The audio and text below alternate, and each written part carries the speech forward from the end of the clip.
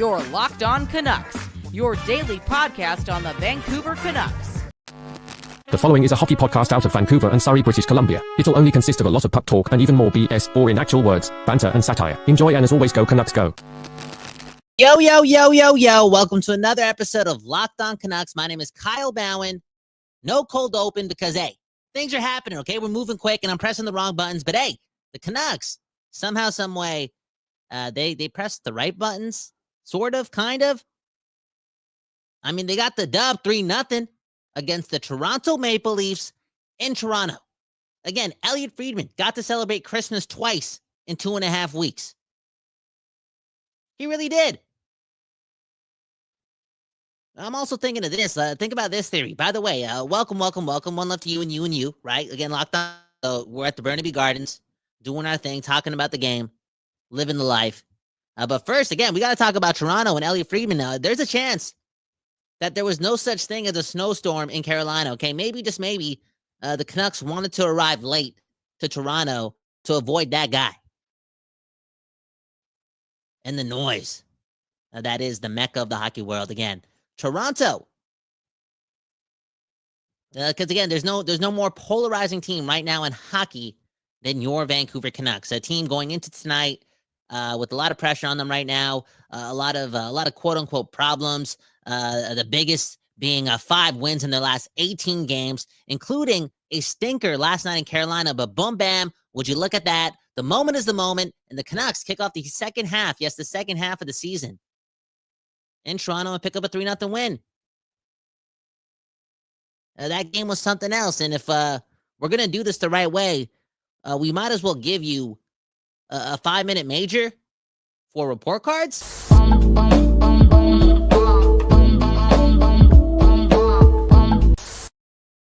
Okay. Let's do this. Let's go through the game the right way.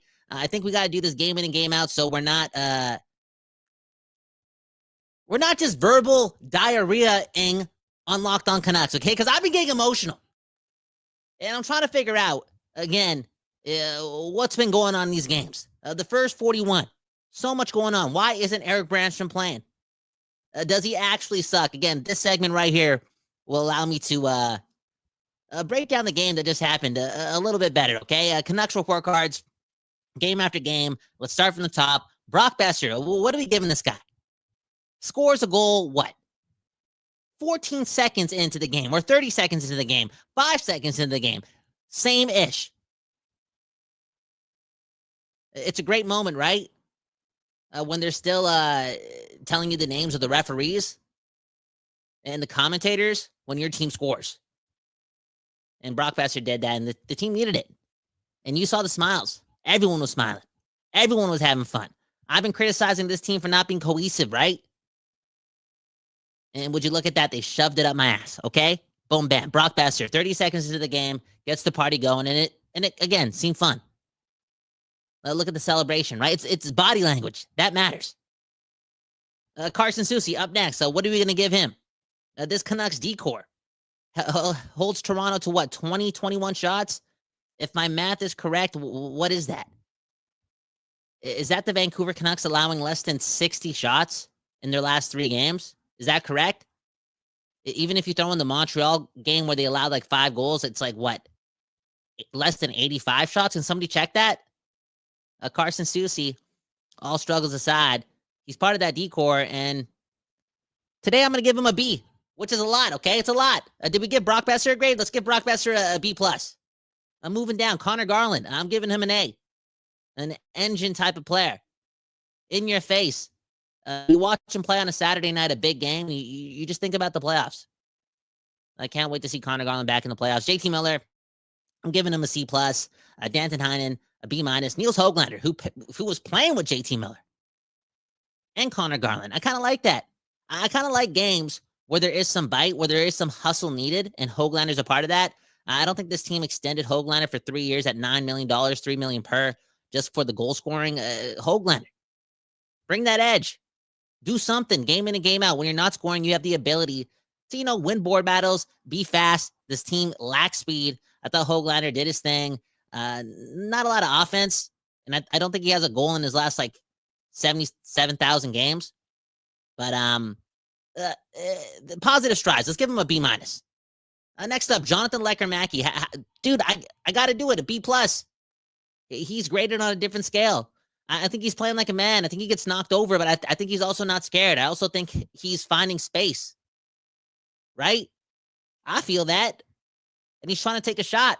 I appreciate that. A lot of noise around this team. A lot of, again, not a lot of cohesiveness. He's joined this type of party. And I think he's held his own. I'm not sure how long he's going to be a Vancouver Canuck this season, but I've been impressed. Obviously, you want more offense game in and game out. But again, he's taking shots. He's playing like a man. I've been impressed. Jonathan Lecker-Mackey, I'm being nice to him. Congratulations, you got a B+. Pius Suter, a B+ as well. Great defensive game. Derek Forbort, let's give him a B. Again, Toronto barely got shots. I'm not going to dive too deep. PDG, let's give him a B as well. Elias Pettersson, this is the one I want to talk about. I want to give him a D for defense. I want to give him an S for Selke. I don't want the bar to be, too low. You need offense. You want more offense from Pettersson. You want more chances. Sure, but we cannot ignore what he did tonight in the defensive zone. I mean, he was just all over the place. The work rate, right? The effort. I'll say this. When your highest paid player is working that hard, there is a trickle-down effect. That's somebody who can start culture, right? Again, I want to see more offense, but it's hard not giving Elias Pettersson a B+, an A-, all because of what he did at one end of the rink. And I know I say it all the time, right? Let's not treat this guy like he's Philip Deneau. That's the wrong thing to do. But he was mad impressive tonight, okay? The work rate, again, like these people in the East, right? You think they watch the Vancouver Canucks? They don't know ish about the Vancouver Canucks. They sleep in at 10 o'clock. They didn't know Pettersson could do that on the defensive zone, and we know it at his best. He's like that game in and game out. Well, again, at his best. We've never had to question Elias Pettersson's work rate. Other than the playoffs and this season, it's been confusing. It's been dark. But again, when he's at his best, we know that this is what Pettersson can do, and he's going to be that guy that's annoying to play against, that's going to draw penalties, that's going to, again, break up passes, be aware, be an assassin. And we saw half of that today, and he excelled. And the guy right below him on this how did they sort this player list? I'm getting used to this. Anyways, the guy right below him on this list is Quinn Hughes, and Quinn Hughes yelling at Elias Pettersson today, right? Yelling Selke. Saturday night, national audience. Hughes, we would hope that would get picked up through the airwaves because, again, Quinn Hughes is the captain. He's trying to hype his guy up. Elias Pettersson said that was the first time he heard that this year. So he's heard it in the past, and that's Captain Quinn doing his thing, being a leader, and instilling confidence in a guy who needs it. Because, again, Pettersson needs it. He needs to remember who he is. Another guy that needs it, and we talked about him earlier briefly, is JT Miller. They need both those guys being uber confident as Quinn Hughes. Quinn Hughes getting an A+ today, doing the most. Played 23 minutes again. We led 3-0 for most of the game. Quinn Hughes just excellent. And to be honest, for me, he's must see every time he gets interviewed because he's cerebral. He's a leader. He's cocky. He's confident. And when he's playing at this level and he's speaking, as a Canuck fan, again, we've only played 42 games, but it's been a roller coaster. I kind of need that. Right now, Quinn Hughes is my Deepak Chopra. Next up, ironically, is another guy who gets an A+, and that's Kiefer Sherwood, right? He scores the 3-0 goal. Looks like a goal scorer. Finding the soft areas. Going top shelf. A+ for Kiefer Sherwood. Phenomenal. And let's be real. In the second period, this guy brought the juice. He brought the energy. It was like vintage Kiefer Sherwood, and this team kind of needed it. I know they had the lead, but we're going into a second period after this team, again, gets embarrassed last night in Carolina. Don't even arrive to Toronto till this afternoon or this early evening. Like, dude, it's crazy. It's crazy. All this team ate, quote unquote, allegedly was junior chickens and granola bars before the game. Okay, they had no time to fuel up, but they got the dub. And Kiefer Sherwood needed to do what he did in the second period.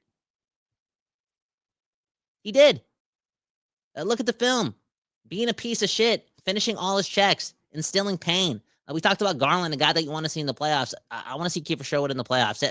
just doing the most. And can we talk about the offense again? Finding the soft areas. Quinn Hughes doing his thing, walking the blue line, moonwalking the blue line, looking better than Cale Makar. And finding again Kiefer Sherwood. And that play meant a lot. It did. And not just because of the goal, but because of the what am I trying to say here? The problem. What problem? That some of you guys have with Quinn Hughes always holding on to the puck, right? I heard something on one of those other post-game shows, Sportsnet. Okay? Fans calling in, being like, yeah, Quinn Hughes holding on to the puck too long. Nobody knows what to do when he has the puck. Everyone just stands still. He needs to move it more. He needs to get more players involved. Again, the players are standing still when Quinn Hughes has the puck on the stick. How about those other guys find soft areas like Kiefer Sherwood did? It's confidence. It's bravado. That guy has it, and right now other guys on this team don't have it. And if they're standing and watching Quinn Hughes do work when Quinn Hughes has the puck, that's their fault that they're not getting the puck back. How about you move to, again, the soft areas and play with that confidence? Open up your stick. Quinn Hughes will find you. All these people wanting Quinn Hughes to do less. Yo, you got to get help. You got to get help. Eat some vitamin C, okay? Stay in bed an extra couple of hours. Just relax. Meditate. If you want Quinn Hughes to touch the puck less, you don't know sport. I'm sorry. Because this guy's one of the best athletes in the world right now. Let this guy do whatever he wants. And all of us just watch and shut up.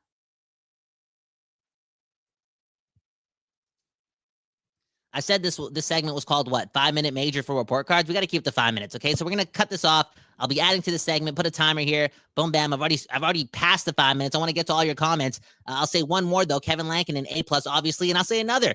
Vincent Darnay, he gets an A+ too. Okay, he does. Anyways, let's get to all your comments on the other side. And when I say all your comments, I kind of mean that.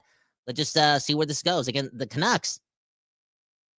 The Canucks, man. Man, oh man.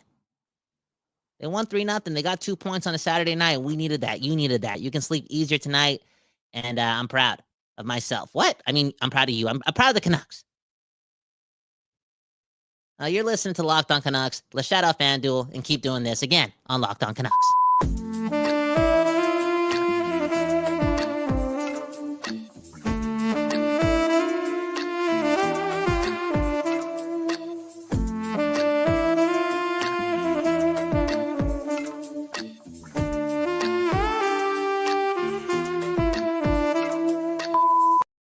Today's episode is brought to you by FanDuel. FanDuel, that place, man. That does it all. The place for Trevor and his daughter, man. That's where they play. That's where they make bets. Bonding. And right now, FanDuel is giving you what? $200 in bonus bets when you place a $5 bet. And that's guaranteed, okay? It's a win or lose. And that's something else for America's #1 sportsbook, okay? The NFL playoffs. They're here. In the NFL, right? FanDuel partners. And right now they got what? The Eagles 4-point favorites, 4.5-point favorites over my Packers. Tomorrow, that is, again, reality when you're the underdog. And if you're listening to this, I don't gamble. I don't. But I'm taking the Packers. You got to do it. Why? Because Jordan Love, he's destined to win the Super Bowl. If Jordan Love, with that last name, wins the Super Bowl, the world is saved, okay? Then we don't got to lose to the robots. So join on and put your money where your mouth is and where your heart is and pick the Packers on FanDuel. Again, FanDuel is giving you, what, $200 in bonus bets when you place a $5 bet. Again, that's win or lose. That's FanDuel.com. Make this playoff season unforgettable with FanDuel, an official sportsbook partner of the NFL.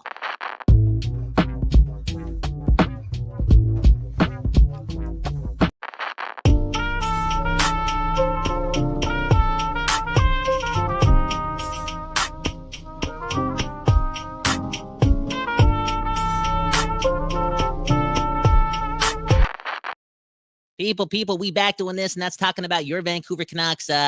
We got to do it, okay? Canucks questions. Let's just get to your comments and get out of here. The Canucks, how you guys feeling? Completely ignored you in the first segment.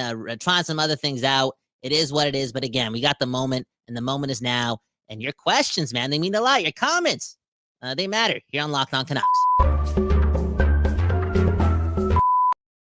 This one comes from Mother Knucker. Kyle Bowen, you're looking like you're about to sing It's a Beautiful Day in the Neighborhood. Yo, it's a beautiful day. Yo, we won. Those 2 points mattered. Look, I was emotional yesterday. I was a wreck yesterday. I was dark. Going into this morning, 5 wins in your last 18 games. You know what time I woke up today? 10 o'clock. I got out of the house at 11:15 on a Saturday. Why? Because going into my sleep, I was a little bit depressed. I'm not going to lie. Because the Canucks, they're stressing me out. I'm already losing hair. I don't have a lot of time left on this earth. Hey, I'm trying to get to 100. But hey, I've seen those documentaries about the Chicago Cubs. I stress out when it looks like this team won't win a cup with Quinn Hughes. Okay, I do. Because how can it get better than that?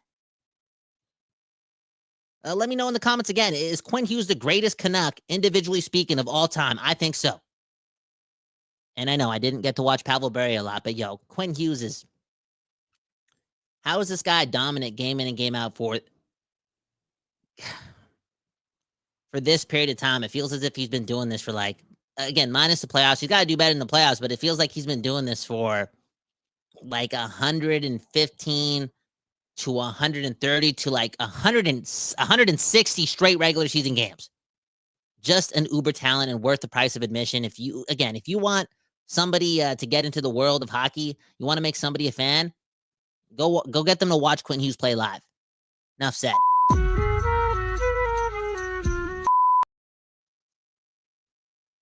This one comes from Carmen. I guess there's some conversation about Brock Besser in the comments. He's saying, Dan, Brock Besser is a good player, but the contract he wants, we can't give him going forward. Oh, what does he want?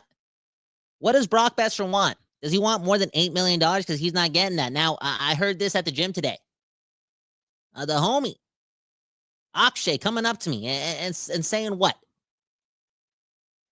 He's saying that, he said it, I didn't say it, but he said he thinks JT Miller is angry at the team and may want out because they may not keep Brock Besser, okay? JT Miller and Brock, close friends. I've heard sources, too, telling me that Brock Besser's the glue of that team, one of the real captains, okay? Keeps everyone not in check, but again, you see all these emotions in the room. I'm not going to use the word divas, and I'm not going to say that, but a lot of ego, a lot of superstar. You need Brock Besser there to level everyone out. But hey, this the NHL, man. This the NHL, man. It ain't PBS, okay? Again, though, Brock Besser impressed me today. There was a lot going on. I thought he was good with the puck on a stick, especially in the neutral zone. And I don't know if these guys all chilled in one hotel room last night, coach included, when they all got, locked in Carolina. But there must have been an emphasis of not dumping the puck in tonight. Because look at the film. And it looked a lot better, even though they only generated what?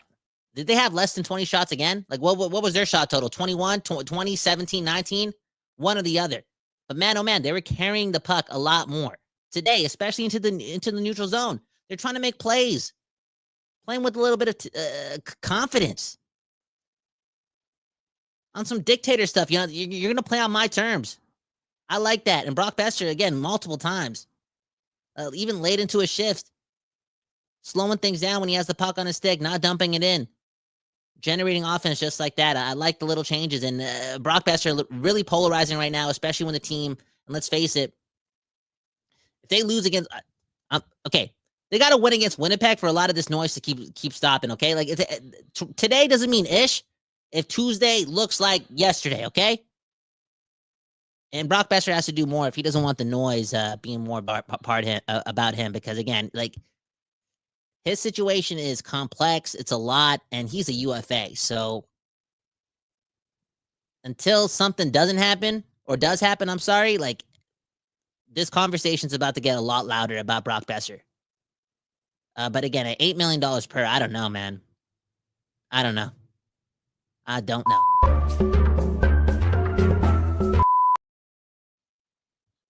Look at this comment from James Moore saying, yo, I love Thatcher Demko. Demko is great, but Lankinen is better. I don't know. Again, join the Discord, link in the bio, but a lot of people in the Discord also mentioning that Demko looks shaky. They don't have a lot of confidence in Demko right now. Again, I don't know if my eyes aren't working, But I've kind of enjoyed Demko considering what he's gone through. He could be a lot worse. And at the same time, I think he's looked strong. He's looked like he's warming up. I think the team needs to play better in front of him. Again, Pettersson, Miller need to dictate more and just, and not put so much pressure on him. All in all, though, I got a lot of patience for Demko. I don't know if I'm going to say Lankinen is better, but man, oh man, Lankinen is damn consistent. And giving you such quality goaltending. I'm sorry. He's literally looked like a number one goalie all season long. And, he's human. Sometimes you have your ups and downs, and he's had a couple downs in recent history, just like a lot of this team. But again, you can't take it away from him for the most part. In how many starts does this guy have? 20, 25, 26, 27, 28, 29? How many games has this guy played? He's played a lot. And he's looked so impressive in like 90% of those games. And today, dude, a lot of action in the first 30 minutes. A lot of scrambling around. And what was Lankinen doing? Holding it down. So damn impressed with Kevin Lankinen. And this sounds crazy. What I'm about to say sounds a little crazy, but considering what this team needs and how many holes they have, like what if Demko does go on a little bit of a run before the trade deadline? Is like Lankinen at all an option? Like, can this team really extend Lankinen at his price point at a Mackenzie Blackwood level, right? Because look at what Blackwood got. Lankinen's going to ask for the same. And right now, the way he's playing and what we need him to do, he might add a couple $100,000 more to that $5 million, right? Can we really do that after only one season of Kevin Lankinen doing this? Is he an asset? What? I'm just saying. That's how good he is. And the Canucks do need help. Next comment.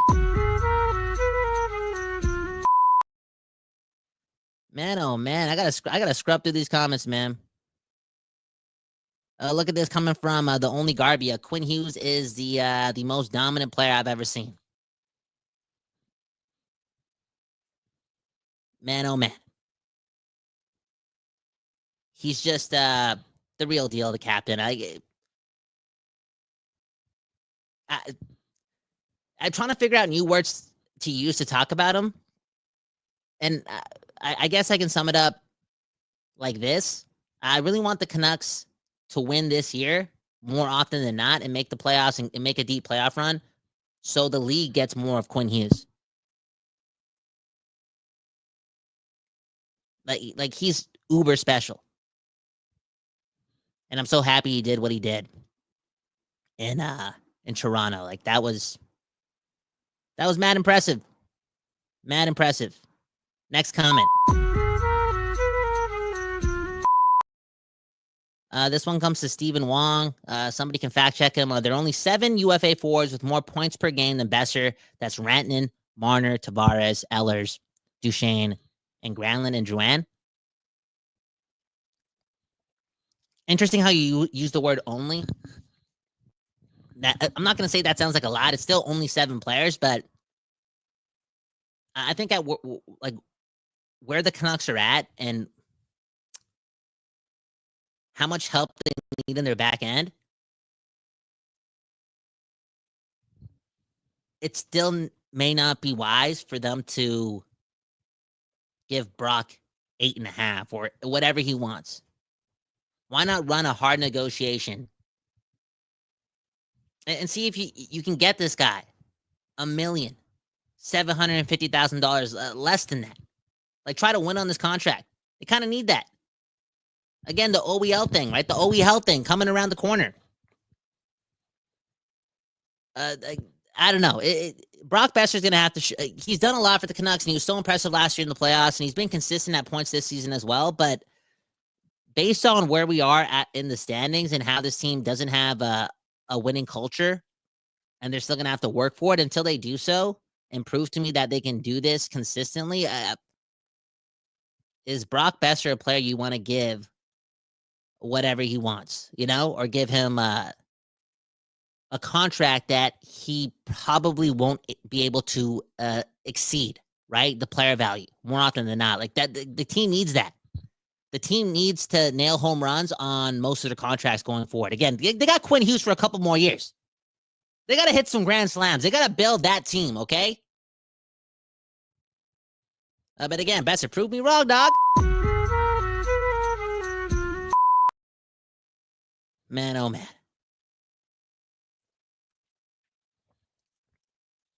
Look at this one from I like this one from Mike. Okay, this comment means a lot. Okay, delusion cannot set in after one win. Consistent performances is needed, and they have to prove it again. They play Winnipeg, one of the best teams in hockey, in a couple of days. Like that's fitting, right?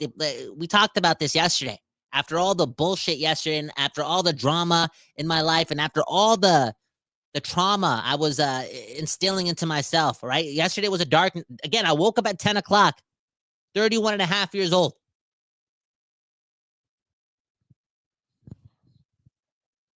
You know what I'm saying?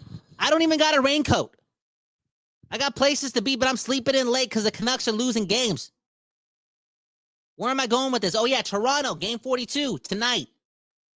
What are the chances that this team that's never won a Stanley Cup starts the second half of such an important season with one of the best players on their team in the league with 2 number 1 goaltenders? Like, what are the chances that team that's been struggling for so long, again with Pettersson and Miller too, all these tools?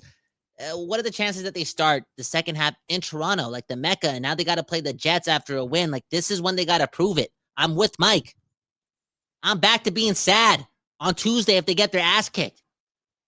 The Canucks, they beat the Leafs. Congratulations. Still didn't get 30 shots. Like, still didn't overly hey, it's only one game. And right now the Canucks need to go on a streak. Again, they've been losing a lot of games recently. 6 wins in the last 19. They got to put a streak together. You know it. I know it. And until they do so, the narrative is not flipped. So start it ASAP and do so against Tuesday. And I believe, man, Demko versus Hellebuyck. That's a moment too. Now you got that narrative too. That journey. This is sounding like an ESPN 30 for 30 doc, you know? Team USA, netminder, Hart Trophy guy, Vezina winner, Hellebuyck going against, is it Hellebuyck? Am I saying that right? Against Demko, who's gone through so much in his career, was right up there with Connor, the other Connor. And I'm not going to say Demko's lost in the conversation, but like, he's not one of those guys right now. And the Canucks, they kind of need him to be that guy, to be that savior. And I hope that, again, he puts on a show against the Winnipeg Jets. Because I think, I don't know. I don't think the Canucks are holding the Jets to less than 20 shots. I think that's going to be a heavy game, a mean game, a playoff-like game. And I want Demko to be a part of that 1-2 punch, being, again, this win against Toronto and that second one against Winnipeg. Because then you start doing that and you start thinking, okay, this team's going to have that inner swagger, that inner confidence. So, yeah, Mike, they got to win on Tuesday.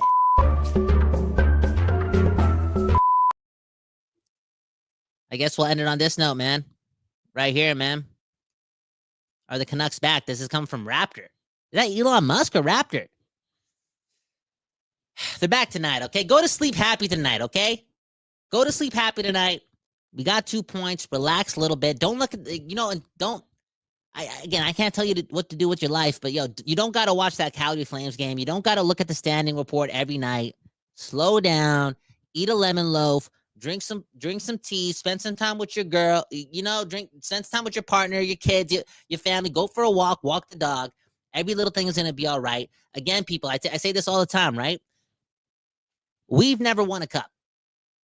This fan base that view this game of hockey, we've never seen it get done. We don't know the recipe. We don't know how to do it. Let's believe, right? Rutherford and Albion do. This brass does. Quinn Hughes does. Somehow, some way, even though he hasn't yet. Let's just believe a little bit that, our dreams are still alive. Use that 2 points. Smoke it. Smoke those 2 points tonight. And hope, baby, that every little thing is going to be all right. And, the Canucks, you know what? We are back. And we'll be back on Monday with another episode of Locked On Canucks, okay? Thanks a lot for your patience. Been through a lot. That first half was something else. Unreal. I've definitely aged. This season has been so much.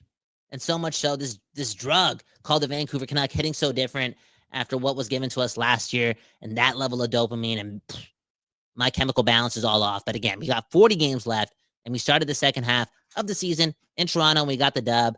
Bro, that's life, baby. That's life. That's beautiful. We got this, okay? Believe. My name Kyle Bowen, Kyle Bhawan. One love to the Burnaby Gardens. One love to the Locked On Podcast Network and the Don't Doze Art Collective for looking after the neighbors. You got to do that, okay? How are you going to look after the world if you can't even look after your neighbors? Protect yourselves from the robots. Have a good morning, a good afternoon, a good night. I don't know when you're watching this, if you're not watching this live or listen to this, but hey, we truly do appreciate it. Peace.